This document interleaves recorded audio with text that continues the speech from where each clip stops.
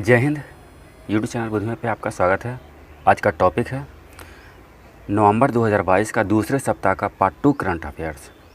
यहाँ केवल important question लिया गया है। और एक और जानकारी, बिहार एसएससी का एग्ज़ाम 23 और 24 दिसंबर 2022 को होने वाला है।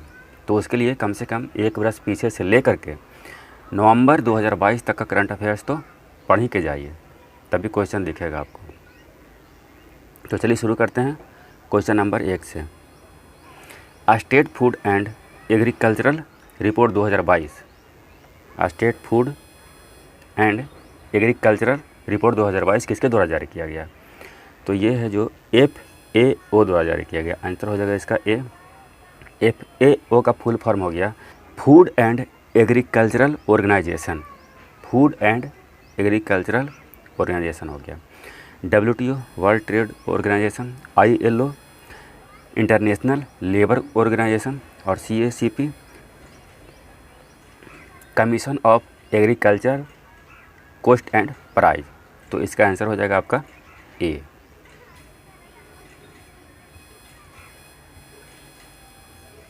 अगला प्रश्न है 15 नवंबर को कौन सा दिवस नहीं मनाया जाता है? कौन सा दिवस नहीं मनाया जाता है? तो कौन मनाया जाता है देख लेते हैं। जनजातीय गौरव दिवस मनाया जाता है। बिरसा मुंडा का जयंती ये भी मनाया जाता है। बिरसा मुंडा का जयंती 15 नवंबर 1875 को हुआ था। और बिरसा मुंडा हैं जो संबंधित है मुंडा विद्रोह से, झारखंड के हैं। झारखंड की स्थापना दिवस ये भी मनाया जाता है। 15 नवंबर 2000 को बिहार से झारखंड अलग हो गया था। उत्तराखंड के स्थापना दिवस 2000 में ये भी उत्तराखंड भी उत्तर प्रदेश से अलग हुआ था, लेकिन 9 नवंबर को हुआ था। डी हो जाएगा इसका आंसर।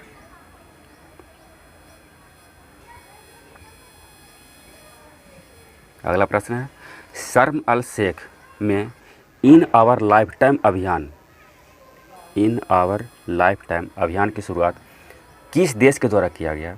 तो ये है जो भारत के द्वारा शुरू किया गया। आंसर हो जाएगा बी। और शर्म अल शेख कहाँ है? मिस्र में है। शर्म अल शेख मिस्र में है। अगला प्रश्न है world population prospectus report 2022, world population prospectus report 2022 के अनुसार 15 नवंबर को विश्व की जनसंख्या 8 बिलियन तक पहुंच गई। 8 बिलियन तक पहुंच गई, 8 अरब तक। यह रिपोर्ट कौन जारी करता है? यानी कि वर्ल्ड पॉपुलेशन प्रोस्पेक्टस रिपोर्ट है जो कौन जारी करता है? तो ये जारी करता है संयुक्त राष्ट्र जनसंख्या कोष। डी हो जाएगा इसका आंसर। संयुक्त राष्ट्र जनसंख्या कोष द्वारा जारी किया जाता है। UNDP United Nation development programme हो गया। WEF वर्ल्ड इकोनॉमिक फोरम हो गया।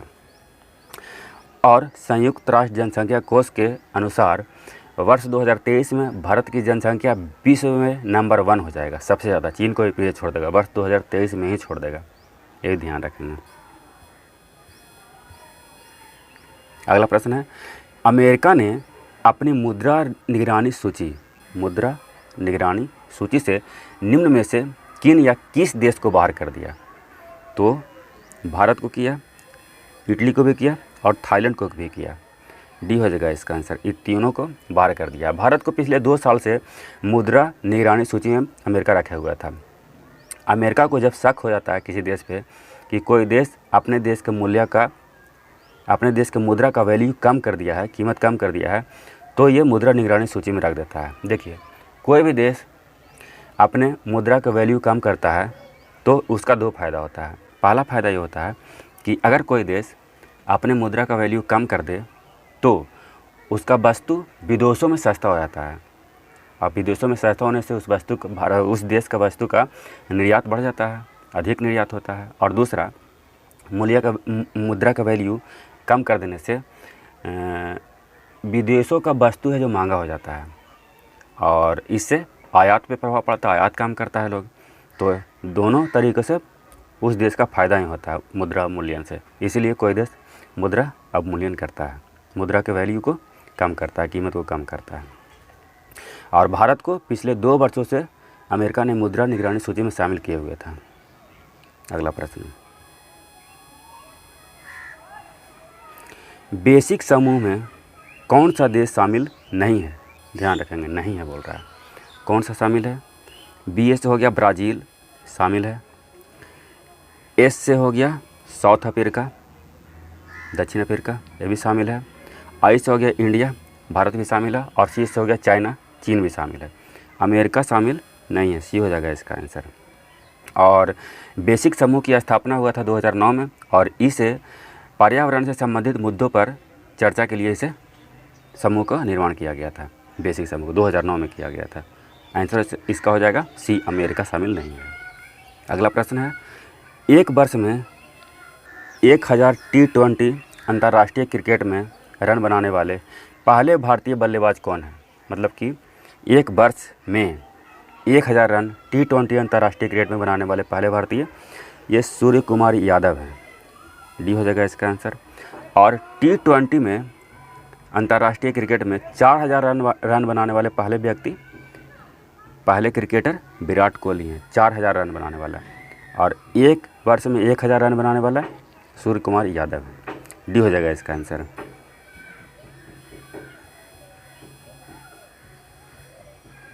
अगला प्रश्न है, फिक्की के अगले अध्यक्ष किन्हें नामित किया गया है? फिक्की के अगले अध्यक्ष तो ये हो गए हैं सूर्यकांत पांडा। बी हो जाएगा इसका आंसर, सूर्यकांत पांडा। इनसे पहले संजीव मेहता अभी अध्यक्ष हैं, लेकिन सूर्यकांत पांडा आगे बनेंगे। ऋतुराज अवस्थी हैं जो 22वें विधि आयोग के अध्यक्ष हैं। फिक्की का फुल फॉर्म हो गया federation of India chambers of commerce and industry.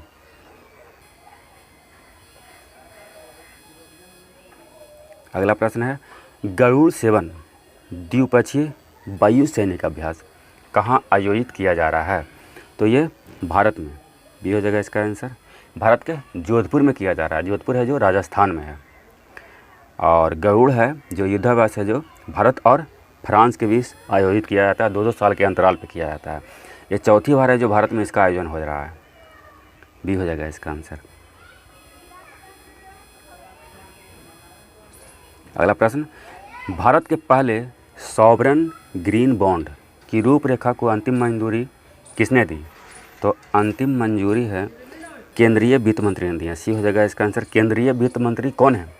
तो श्रीमती निर्मला सीतारमण जी हैं अभी वर्तमान में केंद्रीय वित्त मंत्री। और सॉवरेन बॉन्ड जारी किया जाता है विभिन्न कंपनियों द्वारा, विशेष रूप से पर्यावरण और जलवायु लाभ वाली परियोजनाओं के लिए जारी किया जाता है। और इसके माध्यम से जो प्राप्त होता है आय, उसे हरित परियोजना के लिए उपयोग किया जाता है। तो सी हो जाएगा इसका आंसर। अगला प्रश्न है, भारत के अंतरिक्ष प्रौद्योगिकी स्काई रूट एरोस्पेस, यह एक कंपनी है, का पहली निजी तौर पर विकसित रॉकेट कौन है? तो यह है विक्रम एस। डी हो जाएगा इसका आंसर। इसका निर्माण स्काई रूट एरोस्पेस ने किया। और इस रॉकेट का प्रक्षेपण इसरो द्वारा किया गया श्रीहरिकोटा के सतीश धवन अंतरिक्ष केंद्र से इसका प्रक्षेपण हाल ही में किया गया है। विक्रम एस नाम रखा गया है भारत के वैज्ञानिक डॉक्टर विक्रम साराभाई के नाम पर। और ISRO Indian space research organisation, इसकी स्थापना 1969 में किया गया था। और इसका मुख्यालय जो बेंगलुरु में है। और वर्तमान में इसरो के अध्यक्ष एस सोमनाथ हैं।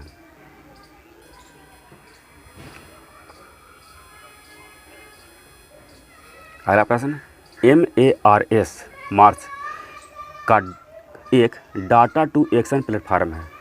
डाटा टू एक्शन, यह उपग्रह आधारित प्रणाली है।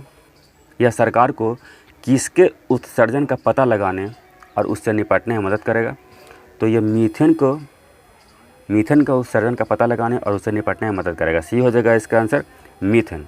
और MARS का फुल फॉर्म हो गया methane alert and response system.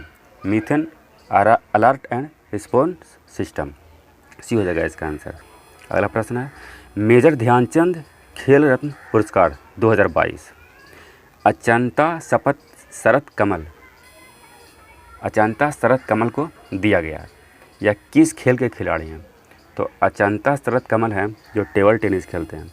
ये हो जाएगा इसका आंसर। और 2022 में मात्र एक ही खिलाड़ी हैं जिन्हें मेजर ध्यानचंद खेल रत्न पुरस्कार दिया गया है। इस बार 4 साल की उपलब्धि पर दिया जाता है कि कैसे खिलाड़ी के परफॉर्मेंस पे। तो टेबल टेनिस से खेलते हैं। ये हो जाएगा इसका आंसर। अगला प्रश्न, प्रधानमंत्री ने श्रीनाथ प्रभु केम्पेगौड़ा की 108 मीटर ऊंची कांस्य प्रतिमा का अनावरण कहाँ किए? तो इसका अनावरण बेंगलुरु में किया गया। सी हो जाएगा इसका आंसर। और ये जो श्रीनाथ प्रभु केम्पेगौड़ा हैं जो बेंगलुरु के संस्थापक हैं, बेंगलुरु के शहर की स्थापना इन्होंने ही किए थे। और इस प्रतिमा का नाम है स्टैचू ऑफ प्रोस्पेरिटी। सी हो जाएगा इसका आंसर। अगला प्रश्न है, महिला विश्व बॉक्सिंग चैंपियनशिप 2023 की मेजबानी किस देश को सौंपा गया है? तो भारत को सौंपा गया है। बी हो जाएगा इसका आंसर, भारत। अगला प्रश्न, बिमस्टेक के कृषि मंत्रियों की दूसरी बैठक की मेजबानी कौन सा देश ने किया? तो ये भी भारत ने किया। सी हो जाएगा इसका आंसर। और कृषि मंत्री की अध्यक्षता में इसकी मेजबानी किया गया। और वर्तमान में केंद्रीय कृषि मंत्री नरेंद्र सिंह तोमर हैं। बी हो जाएगा, डी हो जाएगा इसका आंसर, भारत। अगला प्रश्न है, वर्ष 2018 से 22 तक दुनिया की सबसे बड़ी प्लास्टिक प्रदूषण कंपनी कौन है? दुनिया की सबसे बड़ी प्लास्टिक प्रदूषक, तो सबसे ज़्यादा प्लास्टिक प्रदूषक कोको कोला है। ये हो जाएगा इसका आंसर। सर्वे किया गया तो जो प्लास्टिक कचरा जो निकला उसमें सबसे ज़्यादा अधिक मात्रा प्लास्टिक कोको कोला कंपनी का ही वेस्टेज था, इसलिए ये हो जाएगा इसका आंसर। अगला प्रश्न है, आसियान देशों ने सैद्धांतिक रूप से किस देश को अपने 11वें सदस्य के रूप में स्वीकार किया है? यानी कि आसियान का देखिए, आसियान का फुल फॉर्म हो गया association of south east Asia nation. जो साउथ ईस्ट में यानी कि दक्षिण पूर्व में जो देश होगा वही देश आसियान का सदस्य बन सकता है। भारत इसका सदस्य नहीं है क्योंकि भारत है जो दक्षिण एशिया में है। तो अभी वर्तमान में आसियान का सदस्यों की संख्या 10 है, लेकिन 11वां देश बन जाएगा कौन? Timor Leste. डी हो जाएगा इसका आंसर, तिमोर लेस्ते बन जाएगा। आसियान की स्थापना 1967 में हुआ था और इसका मुख्यालय है यानी कि सचिवालय है जो इंडोनेशिया के जकार्ता में है। इसमें 10 देश अभी शामिल हैं और 10 देश। आसियान के लिए एक वीडियो बना हुआ है जो एकदम डिटेल से बताया गया है मैप के माध्यम से। 10 देश है, उसका ट्रिक है FMTV का सिंबल। F से फिलीपींस, M से हो गया मलेशिया, T से थाईलैंड, V से वियतनाम, K से हो गया कंबोडिया, S से हो गया सिंगापुर, I से इंडोनेशिया, B से ब्रुनेई, L से लाओस। ये देश हैं जो आसियान का सदस्य देश हैं। तो इसका हो जाएगा आंसर डी, तिमोर लेस्ते। अगला प्रश्न है, राष्ट्रीय शिक्षा दिवस कब मनाया जाता है? तो ये है जो 11 नवंबर को मनाया जाता है। ये हो जाएगा इसका आंसर। और 11 नवंबर को भारत के प्रथम शिक्षा मंत्री मौलाना अबुल कलाम आज़ाद की जयंती है और उन्हीं की जयंती के उपलक्ष्य में राष्ट्रीय शिक्षा दिवस मनाया जाता है। और 16 नवंबर को राष्ट्रीय प्रेस स्वतंत्रता दिवस मनाया जाता है। 15 नवंबर को जनजातीय गौरव दिवस और 10 नवंबर को विश्व विज्ञान दिवस मनाया जाता है। और इंडिया विंस फ्रीडम, ये आत्मकथा है मौलाना अबुल कलाम आज़ाद का, इंडिया विंस फ्रीडम। ये हो जाएगा इसका आंसर। अगला प्रश्न है, भारतीय जैविक डाटा बैंक फरीदाबाद में स्थापित किया गया या किस राज्य में स्थित है? फरीदाबाद है जो किस राज्य में? हरियाणा में है। बी हो जाएगा इसका आंसर। अगला प्रश्न है, ईट राइट स्टेशन के प्रमाण पत्र से किस रेलवे स्टेशन को सम्मानित किया गया? तो ये भोपाल रेलवे स्टेशन को सम्मानित किया गया। सी हो जाएगा इसका आंसर, भोपाल रेलवे स्टेशन। अगला प्रश्न है, भारत की G20 की अध्यक्षता की थीम वसुधैव कुटुम्बकम रखा गया है। इसका अर्थ क्या है? एक धरती, एक परिवार, एक भविष्य, ये तीनों है। डी हो जाएगा इसका आंसर। वर्ष 2023 में G20 की अध्यक्षता भारत को दिया गया है।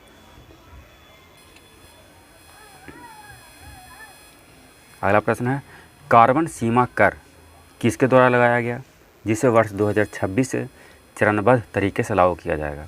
तो ये यूरोपीय संघ द्वारा लगाया गया है। ये हो जाएगा इसका आंसर, यूरोपीय संघ द्वारा। हालांकि इसे जुलाई 2021 में लाया गया था, लेकिन लगाया जाएगा 2026 से कार्बन सीमा। यह दुनिया का पहला ऐसा कर होगा जिसे प्रदूषणकारी वस्तुओं के आयात पर लगाया जाएगा, आयात पे भी। अगला प्रश्न है 26वें अंतर्राष्ट्रीय मालाबार नौसेनाभ्यास योकोसुका में हुआ। इसमें कौन सा देश शामिल नहीं है? कौन सा देश शामिल नहीं है? तो ऑस्ट्रेलिया इसमें शामिल है, अमेरिका भी शामिल है और जापान भी शामिल है। चीन शामिल नहीं है, डी हो जाएगा इसका आंसर। मालाबार नौसैनिक अभ्यास सबसे पहले भारत और अमेरिका के बीच शुरू हुआ। 2015 में जापान इससे जुड़ा और 2020 में ऑस्ट्रेलिया इससे जुड़ गया, तो डी हो जाएगा इसका आंसर। और ये हो गया इस सेट का आखिरी प्रश्न। जलवायु परिवर्तन प्रदर्शन सूचकांक 2023, क्लाइमेट चेंज परफॉर्मेंस इंडेक्स 2023 में भारत का स्थान कैमा है? तो भारत का स्थान 8वां है, सी हो जाएगा इसका आंसर, 8वां। 63 देशों में इसका सूचकांक निकाला गया था, जिसमें 1, 2, 3 प्रथम 3 स्थान पर कोई देश नहीं है, चौथे स्थान पे डेनमार्क है। और पिछले साल 9वां स्थान था भारत का, अभी 2023 में 8वां हो गया है। तो ये कुछ इंपॉर्टेंट क्वेश्चन था। वीडियो देखने के लिए बहुत बहुत धन्यवाद। जय हिंद।